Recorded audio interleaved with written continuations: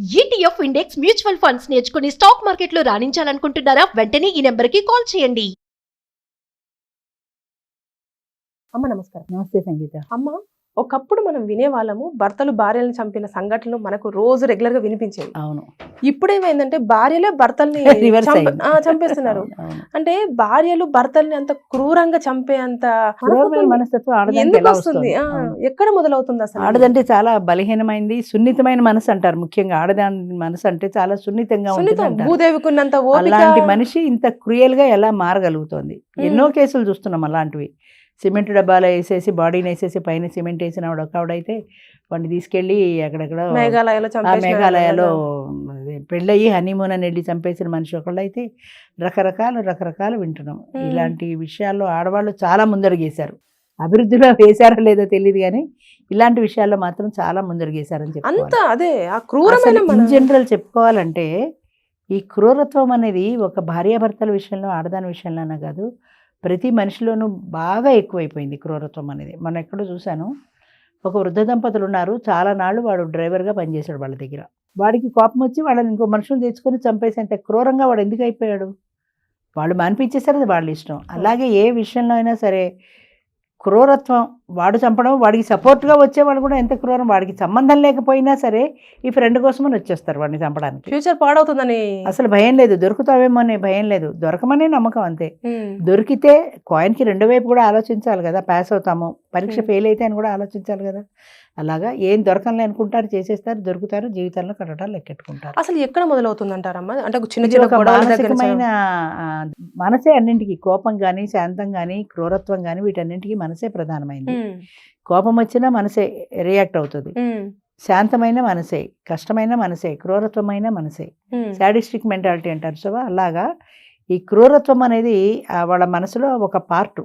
అది ఆ పార్టు బాగా ప్రేరేపితం అయినప్పుడు అది ఎక్కువ అవుతుంది. ఇప్పుడు మనం ఉన్నాం, నార్మల్గా శాంతంగా ఉంటాం, ఎక్కడో ఏదో కష్టం వస్తుంది, చికాకులో ఉంటాం. ఆ చికాకులో ఎవరో ఏదో ప్రశ్న ఇస్తే వాళ్ళ మీద విరుచుకు పడిపోతాం. ఆ కోపం వాళ్ళ మీదే ప్రదర్శిస్తాం, ఎందుకంటే అసలే మనసులో ఆ కోపం ఉంది కాబట్టి.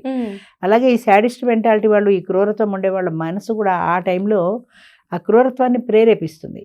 ఆ ప్రేరేపించినప్పుడు ఆ పని చేసేయాలనుకుంటారు అంతే. అది క్రూరమైంది, ఈ పని చేస్తే మనం పోలీసులకు పట్టుబడితే కష్టం, అదేమీ ఆలోచించదు. తాత్కాలికమైన ఆ కోపము, ఆ ఆవేశము ఆ పని చేసేలా చేస్తుంది. అలాగే ఆడవాళ్ళు కూడా భార్యాభర్తల విషయమే తీసుకుంటే, భర్త ఆమెతో సరిగా లేడో, ఈమె ఎక్స్పెక్టేషన్స్కి తగినట్టు లేడు. మెయిన్ అది తగినట్టు, ఈమె ఎక్స్పెక్టేషన్స్కి తగినట్టు లేడు. వాడు నా ఎక్స్పెక్టేషన్స్కి తగినట్టు లేడు అని ఎప్పుడైతే ఆ భావం ఈమె మైండ్లో పడిందో, వాడిని చూసినప్పుడల్లా ఆవిడకి కోపమే వస్తుంది. ప్రేమ ఎక్కడ వస్తుంది వాడి మీద? అంటే ఇంకా చంపేయడమేనా? ఇంకా కోపం వచ్చేస్తే అంతే, కోపం వచ్చేస్తుంది. ఆ కోపంతో వాడిని వదిలించుకునే మార్గం చూసుకుంటుంది. వాడిని వదిలించుకునే మార్గం చూసుకుంటే ఒకటి చంపేయడం శాశ్వతమైన అది కదా. రెండోది ఏంటంటే, ఆమెకి ఎవరితోటో రిలేషన్ ఉంటుంది, ఎవరినో ప్రేమించింది, ఎవరినో పెళ్లి చేసుకుందాం అనుకుంది. పెళ్లి చేసుకుందామంటే వాళ్ళ పెద్దవాళ్ళు ఏదో నచ్చ చెప్పారు, వీడినిచ్చి పెళ్లి చేశారు. ఈ పెళ్ళి ఆమెకి ఇష్టం లేదు. ఇష్టం లేకపోయినప్పుడు ముందే వాళ్ళతో గట్టిగా దెబ్బలాడితే పోయేది కదా, పెద్దవాళ్ళతో, పేరెంట్స్తో, నేను చేసుకోను అని. అప్పుడు ఒప్పుకుంటారు, చక్కగా తలంచుకుని తాళి కట్టించుకుని. ఇప్పుడు ఆ మేఘాలయ సీన్ చూడరాదు, హనీమూన్కి కూడా వచ్చారు. ఆమె పాత ప్రియుడు ఇంకా ఎవరో 2-3 వేసుకొని వచ్చాడు, వాడిని చంపేశాడు. ఈ పని ఎందుకు చేస్తున్నారు అంటే, వాడి పీడ వదిలించుకోవడం ఒక్కటే ఆలోచిస్తారు కానీ దీని తర్వాత ఫ్యూచర్ అంటే ఆలోచించరు. ఇది చేయడం వల్ల దొరికితే జీవితాంతం జైల్లో ఉండాలి. ఒక పాయింట్, నీ పేరెంట్స్ పరువు పోతుంది, బంధువుల్లో నీ పరువు పోతుంది, పలానా అమ్మ ఇలా చేసింది అని దేశవ్యాప్తంగా అందరికీ తెలిసిపోతుంది. నీ వాళ్ళందరూ నిన్ను అనుకుంటారు. అంతకంటే నీ మనసుని సమాధానపరుచుకుంటే ఇంత ప్రాబ్లం లేదు కదా. ఆ ఒక్క మనసుని నువ్వు, నీ మనసుని నీ కంట్రోల్లో పెట్టుకోలేకపోవటం వల్ల ఇంత గొడవ జరిగింది. కాదమ్మా, ఇప్పుడు 2 కుటుంబాల నుంచి వేరు వేరు మనస్తత్వాలతో 2 పర్సన్స్ ఒకటవుతున్నప్పుడు కొంచెం టైం అనేది పడుతుంది. ఆ టైం కూడా ఇవ్వలేకపోతున్నారు కదా మహిళలు. ఆవేశం ఆగట్లేదు వాళ్ళకి. ఇప్పుడు ఇందాక మనం మాట్లాడుకున్న దాంట్లో వాడు బుగ్గల పుణికి షేక్ హ్యాండ్ ఇచ్చి కౌగలించుకుని ఇన్ని చేస్తే అది ఎలా భరించింది అంటే, దాన్ని పాత పీరియడ్ కాబట్టి భరించగలిగింది. వాడి స్పర్శ అమ్మాయికి ఎలాంటి అసహ్యాన్ని కలిగించాల, ఎందుకని వాడంటే ఇష్టం కాబట్టి.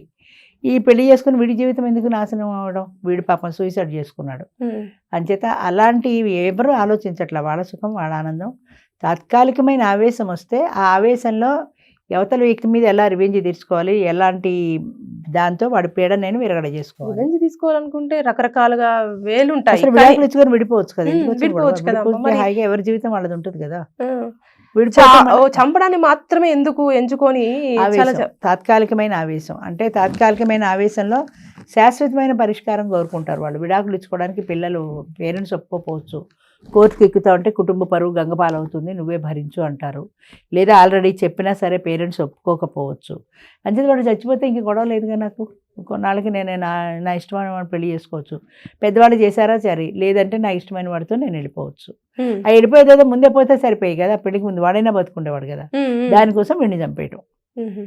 ఎంతమంది లేబర్ నుంచి డబ్బున వాళ్ళ వరకు కూడా ఇవే కథలు. ముఖ్యంగా మిడిల్ లోవర్ మిడిల్ లో ఇలాంటి మీ కాలంలో అమ్మ అడ్జస్ట్ అయి బతికే వాళ్ళు కదా, ఎన్ని గొడవలైనా కొట్టేవాళ్ళు, చంపేవాళ్ళు, అంటే చంపకుండా. అప్పట్లో ఏంటంటే మేల్ డామినేషన్ ఉండేది, ఆడదానికి అణుకుగా ఉండడము భరించడము తప్ప ఎదిరించడం అన్నది తెలీదు. ఎదిరించి మాట్లాడడం అన్నది ఆడదానికి తెలీదు. నువ్వు ఇలా చేస్తే నేను తిరగబడతా, నువ్వు నన్ను ఒకటి కొడితే నేను 4 కొడతా అనే ఆ విప్లవాత్మకమైన భావాలు ఆడదానిలో లేవు. మూడనాక కొట్టడా, మూడనాక తిట్టడా, 10 మందితో తిరగకపోతే వాడు మగాడెలా అవుతాడు అని వీళ్ళల్లో భరించటము.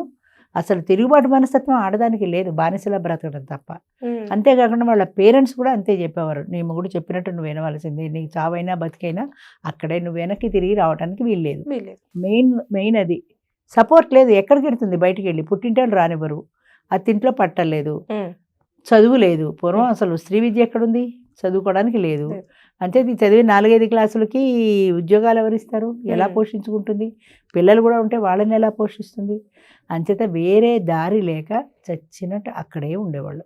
అది వెళ్ళి మార్గం లేదు, వేరే వెళ్ళి బతకడానికి మార్గం లేదు, పుట్టింటి సపోర్ట్ లేదు, నువ్వు రామ్మా నేను చదివిస్తా అనేవాళ్ళు లేరు. అంచేత ఇది భరించడం తప్ప వేరే దారి తెలియదు. ఇప్పుడు ఏంటంటే ఆడవాళ్ళు బాగా చదువుకున్నారు, ఉద్యోగాలు చేయగలుగుతున్నారు, సంపాదించుకోగలుగుతున్నారు, పేరెంట్స్ సపోర్ట్ కూడా ఉంటుంది. చాలామంది పేరెంట్స్ సపోర్ట్ ఉంటుంది. ఇది నాకు ఇక్కడ వాడితో పడలేదమ్మంటే పోలేమ్మా వచ్చేసాయి అంటున్నారే తప్ప నువ్వు రావడానికి వీల్లేదని పేరెంట్స్ అంటలేదు. కాబట్టి ఇటు పుట్టింటి సపోర్ట్ ఉంది, అటు ఆర్థిక స్వాతంత్రం ఉంది, చదువుకున్నారు, ఉద్యోగం చేసుకుంటున్నారు. కాబట్టి ఈ రెండు కూడా ఆడదానిలో అనకూడదు, కానీ సెల్ఫ్ కాన్ఫిడెన్స్ అవని అగ్రెసివ్గా కూడా తయారు చేసే మనుషుల్ని. నా బ్రతుకు నేను బ్రతకగలను అన్న ధీమా ఆడదానిలో ఎప్పుడైతే వచ్చిందో ఎవరిని కేర్ చేయాల్సిన పని లేదు. పుట్టింటి వారేంటి, అత్తింటి వారేంటి, మొగుడేంటి, సొసైటీ ఏంటి, సొసైటీ పట్ల భయం అసలు లేదు. పొరుగు అంటే పరువు హత్యలు, పరువు పోతుంది అని ఇలాంటివి ఉండేవి. ఇప్పుడు అది కూడా లేదు, పరువు లేదు, ఏమి లేదు. నా డబ్బు సంపాదించు, నా బతుకు నేను బ్రతకగలను అంతే. ఎవరైనా నాకు అనుకూలంగా ఉన్నారా ఓకే, లేదంటే నేను వెళ్ళిపోతాను, నా బతుకు నేను బతుకుతాను అంతే. వెళ్ళిపోతే ఓకే అమ్మా, కాకపోతే వెళ్ళిపోకుండా చంపేస్తున్నారు మనుషుల్ని. అసలు అబ్బాయిలు అయితే పెళ్లిళ్ళు చేసుకోవాలంటే భయపడుతున్నారు. అవును, ధైర్యం చేసి వాడు కూడా 35 ఏళ్ళ వాడు పెళ్లి చేసుకుంటే ఇందాక పోలీస్ స్టేషన్ కేసు లాగా, విజయవాడ కేసు లాగా అలా మోసపోతున్నారు. అదొక భయం. అంచేత మగవాడికి సెక్యూరిటీ లేదు ఈ రోజుల్లో, మగవాడికి సెక్యూరిటీ లేదు. ఆడదానికి రక్షణ అంటారు కానీ మగవాడికి రక్షణ లేని రోజులు వచ్చాయి, మగవాడు జాగ్రత్త పడాల్సిన రోజులు వచ్చాయి. చెమ్మలకి బొమ్మ అనేదో సినిమా వచ్చింది, అందులో ఆడది మగాడు, మగాడు ఆడది అలా రివర్స్ ఉంటారు సార్. అలా అయిపోయింది. చట్టాలన్నీ అమ్మాయిలకు ఉన్న చట్టాలన్నీ ఇప్పుడు పాపం అబ్బాయిలకు వర్తిస్తాయేమో, అట్లా ఉంది పరిస్థితి. వాళ్ళు ఎక్కడికి వెళ్ళినా సరే వాళ్ళకు మగాడికి రక్షణ లేదు ఈ రోజుల్లో. అంచేత వాడి జీవితమే భ్రష్టు పట్టిపోయింది. అమ్మాయిలు చాలా ఫాస్ట్ ఫార్వర్డ్ అయిపోయారా, లేకపోతే మెంటాలిటీ మార్చేసుకున్నారా, లేకపోతే అన్ని రకాలు ఫాస్ట్ ఫార్వర్డ్ అయిపోయారు. ఆర్థిక స్వాతంత్రం అన్నింటికీ మూలం అమ్మ. ఆర్థిక స్వాతంత్రం వచ్చింది, నా బ్రతుకునే బ్రతకగలనే ధీమా వచ్చింది. ఇదివరకు ఆర్థిక స్వాతంత్రం లేదు, వాళ్ళ బతుకు వాళ్ళ బ్రతకగలనే ధీమా లేదు, పేరెంట్స్ సపోర్ట్ లేదు. ఇప్పుడు అన్నీ వచ్చేసాయి కాబట్టి పేరెంట్స్ సపోర్ట్ ఉంది. పేరెంట్స్ సపోర్ట్ లేకపోయినా మా బతుకు మేము బతకగలం, ఉద్యోగం చేసుకుని, చదువు ఉంది కదా. అంటే ఉమెన్ ఎంపవర్మెంట్ అనేది ఇచ్చిన సైడ్ ఎఫెక్ట్ ఇది. ఆడది బతకాల్సిందే, దానికి ఆర్థిక స్వాతంత్రం కావాల్సిందే, కానీ అది పక్కదారి పట్టకూడదు కదా. ఎవరిని నేను కేర్ చేయను, నా జీతం నాకు వస్తుంది అనే ధోరణి మంచిది కాదు కదా. అది పోయింది. అంచేత నా బతుకు నేను బ్రతకగలన్న ధీమా రావటం వల్ల ఎవరిని కేర్ చేయడం మానేశారు. పెళ్లి కావాల్సిన ఆడపిల్లలు ఉన్నారు, 25 ఏళ్ళు వచ్చి తల్లిదండ్రులే కేర్ చేయట్లేదు. వాళ్ళు పెళ్లి చేసుకోమంటే చేసుకో, నా ఇష్టం, నేను ఇలాగే ఉంటాను. ఏదైనా సరే కానీ మొత్తానికైతే అతి సర్వత్ర వర్జయత్ అన్నారు పూర్వం. అంటే ఏది కూడా అతిగా పనికి రాదు అని. ఇప్పుడు జరుగుతున్నది అదే. అతిగా ఉంది కాబట్టి అతిగా చదువు, అతిగా సంపాదన, అతిగా కేర్లెస్నెస్, సొసైటీ పట్ల గౌరవం లేదు, ఎవరు అంటే సొసైటీ ఏమనుకుంటుంది అనే బాధ లేదు ఎవరికి. నా జీవితం నేను బతుకుతున్నా, సొసైటీ నాకు ఏమన్నా బుద్ధి అన్నం పెడుతుందా? నా లైఫ్ నాది, నా సంతోషం నాది, నా ఇష్టం నాది. ఒకప్పుడు అమ్మాయిలకు చెప్పేవాళ్ళమమ్మా, అంటే పెళ్లి చేసుకునేటప్పుడు అన్ని చూసి చేసుకోండి అని. ఇప్పుడు అబ్బాయిలకు చెప్పాల్సిన పరిస్థితి. అబ్బాయికి చెప్పాల్సి వస్తుంది. చెప్పే కదా, ఇప్పుడు పెళ్ళైనా పక్కన పావును పెట్టుకు పడుకున్నట్టే, ఏ వెళ్ళేటప్పుడు పీకి నొక్కుతుందో అన్న భయమే. మగవాడికి రక్షణ లేదు ప్రజెంట్ సొసైటీలో, అలా అయిపోయినాయి రోజులు అంతే. థ్యాంక్ యూ అమ్మా.